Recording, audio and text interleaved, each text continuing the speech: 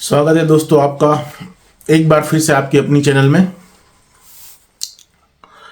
दोस्तों आज हम बात करने जा रहे हैं स्वार्थ और निस्वार्थ की, सच्चाई और घमंड की। एक छोटा सा गांव हुआ करता था दोस्तों। ये जो कहानी मैं आपको कहने जा रहा हूं वो एक रियल है,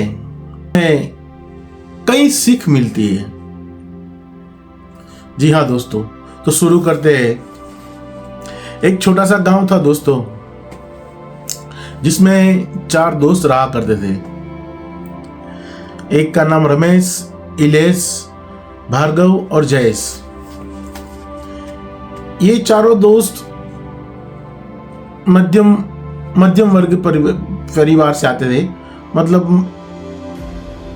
वो दौर था जब मध्यम वर्ग भी नहीं कह सकते, एकदम गरीबी रेखा के नीचे वो लोग जी रहे थे। उन चारों दोस्तों के दिल में एक चाह थी कि हमें कुछ करना है, कुछ घर गुजरना है, ताकि अपनी और अपने परिवार की लाइफ जो है वो सेटल कर सके। वो चारों साथ में पढ़ते थे, स्कूल जाते थे, फिर आकर जो है खेलना, मतलब सोने के वक्त ही सिर्फ अलग होना, बाकी चारों साथ ही होते थे। वक्त आगे बढ़ता गया और उनको दुनिया की समझ आती गई। उन्होंने सोचा कि ऐसे सोचने से कुछ नहीं होगा, अभी कुछ करना पड़ेगा। तो उसमें रमेश जो था, उसको थोड़ी नॉलेज, थोड़ी सूझबूझ थी कि हम अगर ये गांव से निकलकर कहीं शहर में बस जाएं तो कुछ हमारा भला हो सकता है। पर ये बात है ना कि अगर बलिदान दे तो कौन दे। तब इतना नॉर्मल नहीं था कि एक गांव से निकलकर शहर जाना और बसना थोड़ा कठिन भी हुआ करता था।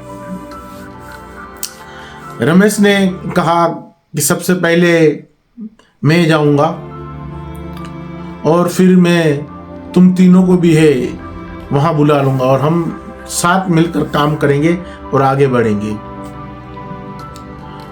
वक्त बीत गया दोस्तों। रमेश जो है अपना गांव छोड़कर शहर में जा बसा। वहां जाकर उसने पहले थोड़ा स्ट्रगल किया और फिर उसको एक छोटी मोटी जॉब मिल गई कंपनी में। नौकरी करते करते 1 या 2 महीना बीता था कि उसके जो तीनों दोस्त थे, इलेश, भार्गव और जयेश, तीनों उसको जो है या तो चिट्ठी लिखा करते थे या लैंडलाइन टेलीफोन हुआ करता था। उसमें उसकी जो छोटी सी कंपनी थी जहां वो काम करता था एज ए पियून, वहां उसको फोन करके बोलते थे कि भाई तू प्लीज हमको भी जल्दी बुला ले ताकि हमारा भी कुछ हो सके। रमेश ने जो है तीनों को अपने पास बुलाया और एक रूम रखा और उसी रूम में चारों जन रहते थे। रमेश अकेला काम करता था और ये 3 जो है उनके पास काम नहीं था, वो स्ट्रगल कर रहे थे, काम ढूंढ रहे थे। सारा खर्चा जो है वो रमेश ही देता था और ये इन तीनों को रहना, खाना, पिलाना और जो है रूम का जो रेंट था वो भी रमेश ही देता था। ये तीनों कहते थे कि भाई जब हम जॉब पे लगेंगे तब हम ये जो सारा हिसाब है समझ लेंगे और तुझे रिटर्न कर देंगे हम। रमेश ने कहा कि भाई हम सक्सेस हो जाएं यही मेरी पूंजी है, बाकी मुझे आपसे कुछ नहीं चाहिए। हम बचपन से साथ बड़े हुए और जो है आगे भी साथ ही निकलेंगे। दिन बीतते गए दोस्तों। जयेश जो है उसको एक कंपनी में, छोटी सी कंपनी थी, उसमें जॉब लग गया और इलेश और भार्गव है वो मजदूरी काम में जाते थे, बिल्डिंग काम में। वैसे चारों जो है उनके लेवल से थोड़े सेट हो गए और थोड़ी पैसों की तंगी कम होने लगी, चारों अपना काम करने लगे। दिन बीतते गए दोस्तों और जयेश जो है उसने अपने काम से थोड़ा बहुत कुछ सीख लिया और एक दिन जब चारों बैठे थे तब जयेश ने कहा कि अब मैं आपके साथ नहीं रहूंगा। इतना सुनते ही तीनों दोस्तों को जो है झटका लगा कि भाई आज तक हम साथ थे, आगे भी साथ ही रहेंगे, ऐसी कौन सी बात हो गई कि तू अलग जाने की सोच रहा है। जयेश ने कहा कि नहीं ऐसी कोई बात नहीं है, पर मुझे थोड़ा काम दूसरी जगह मिला है तो मैं थोड़ा दूर यहाँ से चले जाऊंगा, तो अप डाउन में थोड़ी तकलीफ होगी। चारों दोस्तों ने खाना खाकर सो गए कि ठीक है कोई बात नहीं। जयेश ने 2 दिन के बाद अपना जो सामान था, कपड़े बैग वगैरह वो लिया और वहां से इनको बाय बोल के निकल गया। जैसे ही वो जयेश वहां से निकला, 10 दिन 15 दिन ना कोई खबर ना कोई मैसेज। तब जो है मोबाइल फोन नहीं हुआ करते थे। इन तीनों को, रमेश, इलेश और भार्गव, इन तीनों को चिंता सताने लगी कि अगर जयेश गया तो कहाँ गया, और हमसे कोई बात भी नहीं हुई, ना कोई कांटेक्ट। फिर जो उन्होंने है अपने गांव में, एक दुकान हुआ करती थी उनके गांव में, वहां फोन किया और उनके घर वालों से राब्ता किया कि जयेश जो है ऐसा ऐसा हुआ है और हमारे यहाँ से कई दिनों से निकल चुका है। तब सामने से जवाब मिलता है कि हाँ वो हमारे कांटेक्ट में है और वो जो है एक कंपनी में सुपरवाइजर का काम कर रहा है। तब जाकर इन तीनों को थोड़ी राहत हुई कि चलो ठीक है, हमारा दोस्त जो है वो सेफ है, भले ही हमसे कांटेक्ट नहीं कर रहा है। दिन बीतते गए दोस्तों। इन तीनों ने भी जो है अपने अपने हिसाब से थोड़ा आगे बढ़ने लगे। कुछ वक्त बीता और जो है मोबाइल का जमाना आया, नए नए मोबाइल आए।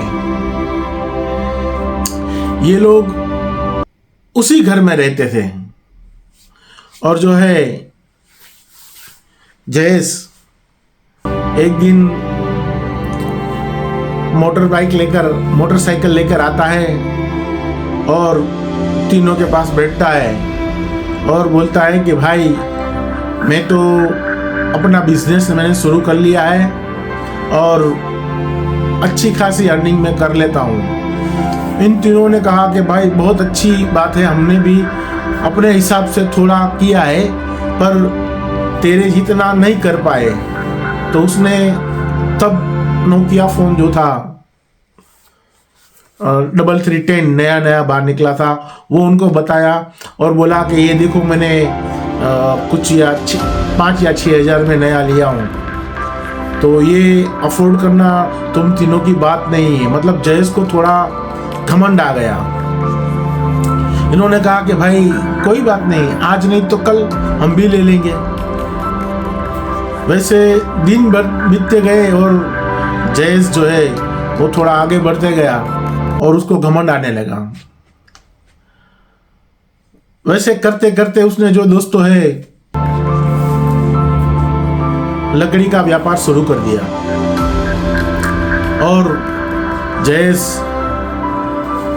काफी मतलब पैसा उसके पास हो गया और ये तीनों के पास आए दिन आता और अपना शो ऑफ करता, अपना रुतबा जताता कि मैंने देखो ये कर लिया है। फिर वो अपने गांव जाता एम्बेसडर कार लेकर और इन तीनों के घर पे भी जाता और लोगों को बताता कि रमेश, इलेश और भार्गव जो है वो कुछ नहीं कर रहे हैं। मैंने अपने दम पे बिजनेस खड़ा किया और आज मैं कहाँ हूं। और उसको घमंड आ गया। फिर उसकी शादी हुई, फैमिली को शहर में शिफ्ट किया और अच्छी तरह से चलता था। फिर ये तीनों दोस्तों को वो निकम्मे और बेकार समझने लगा। अब वो जो है इनके सामने इनकी इंसल्ट करता, पीछे से तो करता ही, पर कहीं पर भी अगर ये चारों इकट्ठे हो जाते तो जयेश जो है सबके सामने इनकी इंसल्ट करता कि देखो आज मैं कहाँ हूं और तुम कहाँ हो। दिन बीतते दोस्तों, कहते हैं ना कि ऊपर वाले की लाठी में आवाज नहीं होती। एक दिन की बात है, जयेश का जो गोडाउन था जिसमें कीमती लकड़ियां भरी हुई थी उसमें आग लग जाती है और उस दौर में इंश्योरेंस ऐसी कोई चीज लोगों के ख्याल में बहुत कम आती थी। इसलिए जयेश ने अपना इंश्योरेंस भी नहीं करवाया था और वो जो है उस वक्त की कीमत बता रहा हूँ, उस वक्त 5 या 7 लाख की जो लकड़ी थी, कीमती लकड़ियां, वो सारा गोडाउन जल गया उसका। और जयेश को जो है वो कुछ सूझ नहीं रहा था कि अब मैं क्या करूं, अब जाऊं तो कहां जाऊं। आखिरकार उसके ऊपर टेंशन बढ़ने लगा और जहां जहां से वो पैसा टर्नओवर करता था वो लोग भी प्रेशर करने लगे। अब उसने जो है उसकी जो नींव थी, जो दोस्त उसको ऊपर लेकर आए थे, उनको तो पहले ही नीचा दिखाकर उसने वो रास्ता बंद कर लिया था, क्योंकि अभी उनके पास जाए तो क्या मुंह लेकर जाए। उसने सोचा कि अभी मेरे पास एक ही रास्ता है कि मैं सुसाइड कर लूं। ये सोच ही रहा था, एक दिन रमेश, इलेश और भार्गव तीनों जो है वो उसके पास आ जाते हैं और बोलते हैं कि हमने अखबार में पढ़ा और हमको पता चला कि तेरे साथ ऐसा हादसा हुआ है। तब वो बिलक बिलक कर जयेश रोने लगा कि हाँ भाई, मैं बर्बाद हो गया। अब मैं जो है कर्जदारों को भी मुंह दिखा नहीं सकता और मेरा सब कुछ बर्बाद हो गया, मैं अब कहीं का नहीं रहा। तब रमेश ने कहा कि पागल मत बन तू, हम आज भी वही है। तुझे शायद अपनी आंखों के आगे घमंड का पर्दा आ गया होगा, पर हम आज भी तेरे दोस्त थे, आज भी तेरे भाई है। और कल जिस तरह तेरा हाथ पकड़ के तुझे खड़ा किया था, उसी तरह आज भी हम तेरा हाथ पकड़ेंगे और तुझे खड़ा करेंगे। दोस्तों, तीनों दोस्तों ने उसको सांत्वना दी और जो है तीनों ने इतना पैसा इकट्ठा कर लिया था, पर वो शो ऑफ नहीं करते थे। और ये जो है जयेश वो शो ऑफ करता था। इन तीनों ने जो है उसको पैसे दिए और कहा कि तू फिर से अपना बिजनेस शुरू कर और फिर से तू आगे बढ़, हम तेरे साथ हैं। पर घमंड ना किसी का रहा है ना किसी का रहेगा। तो इसलिए इस सच्ची घटना से हमें यह सीख मिलती है कि घमंड तकब्बुर को एक साइड में रखना चाहिए। आज तुम जो भी हो, नहीं हो, तुम्हारे पास है नहीं है, वो तुम अपने तक सीमित रखो। और एक चीज ये भी है दोस्तों कि जिसके पास नहीं होता वो दिखाने के लिए ज्यादा करता है, और जिसके पास होता है, जैसे रमेश, इलेश और भार्गव, उनके पास पैसा आ चुका था, उन लोगों ने जो है अच्छी खासी अर्निंग चालू कर दी थी, पर वो शो ऑफ नहीं करते थे। और जयेश जो है वो अपनी आय से ज्यादा दिखावा कर रहा था।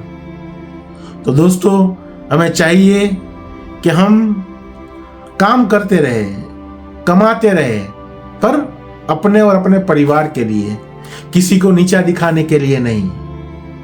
क्योंकि किसी को नीचा दिखाने की चाह में एक दिन हमें खुद को भी नीचा देखना पड़ सकता है और हमें खुद मिट्टी में मिल सकते हैं। तो दोस्तों आज के लिए इतना ही। जय भारत, धन्यवाद।